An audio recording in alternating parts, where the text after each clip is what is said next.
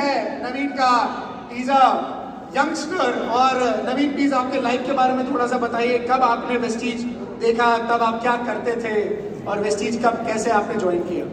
So అందరికీ నమస్కారం అండి. నా పేరు నవీన్ కుమార్. నేను 2 సంవత్సరాల కింద ఈ బిజినెస్ని టేకప్ చేయడం జరిగింది. నాకు ఈ అవకాశం చూపించింది కొందరికి వేరే వ్యక్తులు చూపిస్తారు, బట్ నాకు ఇక్కడ అవకాశం చూపించింది మా నాన్న. నాకు ఈ అవకాశం చూపించిన వ్యక్తి కుమం Siddappa sir and Pushpalatha madam, నా మెయిన్ అప్లయన్స్. సో వాళ్ళ ద్వారా వాళ్ళకు వడ్డమాన్ శ్రీనివాస్ అన్న ఆయన అప్లై మా మెంటర్ ఆయన చూపించిండు. సో ఎక్స్ మార్కెట్లో వాళ్ళిద్దరు పర్సన్ సార్. ఈ బిజినెస్లకు రాకముందు నేను ఒక డిప్లొమా స్టూడెంట్ని, ఈ బిజినెస్లోకి రాకముందు డిప్లొమా స్టూడెంట్ని.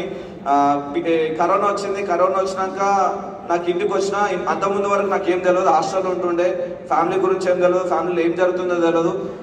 కరోనాలో ఇంటికి వచ్చినాక అర్థమైంది ఏంటంటే ఎన్నో సమస్యలు ఉన్నాయి, ఎన్నో ఇబ్బందులు ఉన్నాయి, ఫైనాన్షియల్గా అన్సేఫ్ ఉన్నాం, చాలా అప్పులు అయిపోయినాం, ఉన్న ఇల్లు అమ్మేసుకున్నాం. फादर है आपके काम पर बैठे हुए? यस सर, एक बार पीछे हाथ एक बार हिला दीजिए, कैमरा को बोलिए फोकस करें। ये बिजनेस है दोस्तों। फादर ने स्पॉन्सर किया बेटे को, बेटा दुगनी गति से आगे निकल के यूसीडी बन गया है और फादर अभी डायमंड है। Wow, thank you so much. बैठिए प्लीज। తండ్రి డైమండ్ లెవెల్లో ఉన్నారు అండ్ కొడుకు యూసీడీ అయిపోయినారు. ఈ బిజినెస్ లో చూడండి ఎంత పవర్ ఉన్నది. तो कोरोना टाइम पे इनका बहुत सारे मुश्किलें हुई, मतलब इनका इनकम सोर्स शायद वो डाउन हो गया था, चला गया था, तो बहुत कठिन परिस्थिति से कोरोना टाइम में गुजर रहे। प्लीज आगे कंटिन्यू कीजिए। वेस्टीज बिजनेस कब आया? 21 में, 22 में? 22 में सर।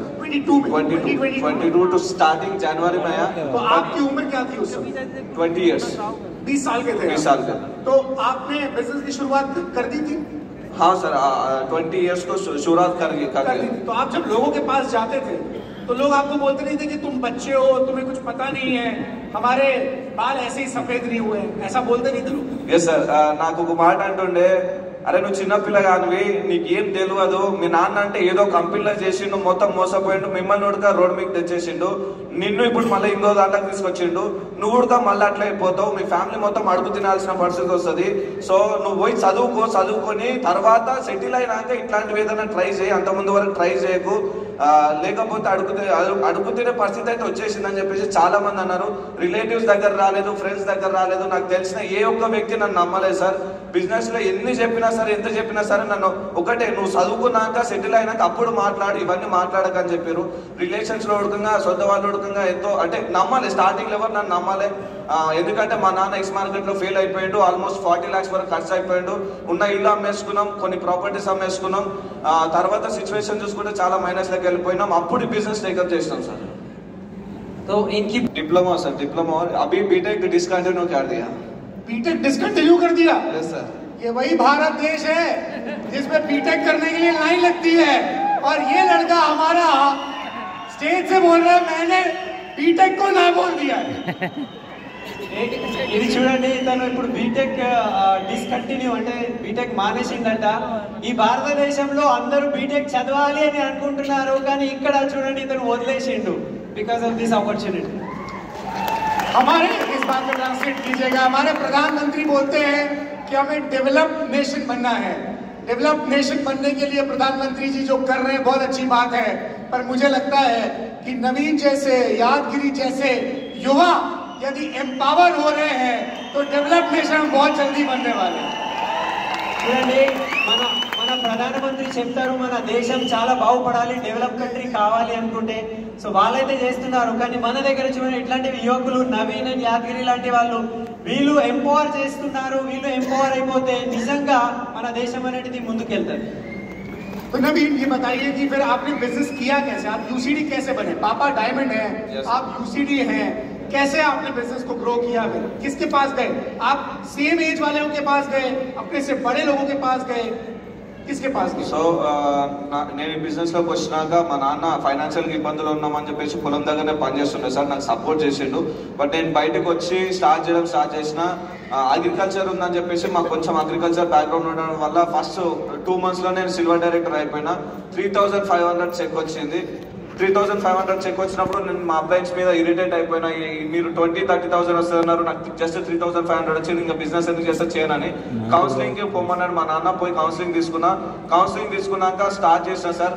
నాకు ఒకటే ఉండే, ఎదుటి వ్యక్తి ఎవరైనా నాకు పర్లేదు, అతను చదువుకున్నాడా చదువుకోలేదు ఏం తెలియదు, ముక్కు కాడ ఏలు పెడితే గాలి ఆడతా సార్, వాళ్ళతో ఎట్లయినా బిజినెస్ చేస్తా అని చెప్పేసి నేను డిసైడ్ అయినా. సో అదొకటే నిర్ణయం తీసుకున్నా. నో చెప్పిరు థ్యాంక్ యూ చెప్పుకున్నా, ఎన్నిసార్లు నో చెప్పినా థ్యాంక్ యూ చెప్పుకున్నా. నేను నా డ్రీమ్ ఒకటే చూస్తుండే, మా ఇంట్లో చిన్న ఇల్లు సార్, మా ఇల్లు చిన్న ఇల్లు, అది కూడా రెంటెడ్ హోము. ఎదురుగా డైరెక్ట్ ఎంటర్ కాగానే నా డ్రీమ్ పోస్టర్ కనబడుతుంది. ఆ డ్రీమ్ పోస్టర్లో మంచిగా క్లియర్ కనబడుతుంది నా డ్రీమ్ ఏందనేది. సో ప్రతి ఒక్కరు ఇంటికి వస్తుంటే ఎగతాలు చేస్తుంటే థ్యాంక్ యూ చెప్పుకుంటున్నా వాళ్ళందరికీ. ఈరోజు వాళ్ళందరూ ఎగతాలు చేయడం వల్లనే నేను ఈరోజు వాళ్ళు ఇచ్చిన పుషప్తోనే నేను ఈరోజు నిలబడ్డా. అందరితో స్ట్రేంజర్స్తో చేసిన సార్. तो ये जब एग्रीकल्चर बैकग्राउंड से है तो ये एग्रीकल्चर की वजह से सिल्वर डायरेक्टर बन गए। कितनी सफलता आपको वेस्टीज में मिल गई? 1,20,000 मेरा इनकम है, मेरे पापा का 80,000 है, दोनों मिलके 2 लाख से ऊपर मेरा हम लोग। क्या बात है, 2 लाख रुपए से ज्यादा महीने की इनकम, फैमिली इनकम। यस, तो इनका నేను అందరికీ చెప్పాలనుకుంటున్నది ఒకటే, ఎటు చూసినా సరే బయట పోయి ఆ సర్టిఫికేట్లు పట్టుకొని రోడ్ల మీద ఆఫీస్ల ముందర నిల్చొని ఎన్నో సార్లు ఎన్నో రోజులు వెయిట్ చేస్తా ఉన్నారు నాలాంటి స్టూడెంట్స్. మనం బయటకు పోతే బానిస బతుకులు తప్పించి మిగతా ఏమీ లేవు. ఇక్కడ మీకు మీరుగా ఓన్గా బాస్గా రాజులాగా హ్యాపీగా ఎవరి ఆర్డర్స్ లేకుండా బిజినెస్ బిల్డ్ చేయొచ్చు. సో ఒకటే అండి, మీరు నిర్ణయం తీసుకొని పని చేయండి. మాలాంటి వాళ్ళు ఎంతో మంది ఉన్నారు, నాలాంటి వాళ్ళు ఎంతో మంది ఉన్నారు. మీకు ఇంకా క్లారిటీ రాకపోతే అడగండి. ఈ రోజు నా టైం కోసం నా ఫ్రెండ్స్ అందరు క్యూలో వెయిట్ చేస్తున్నారు, ఒక్కసారి ట్రై మీ అని చెప్పేసి. సో జిందగీ మొత్తం మారిపోయింది.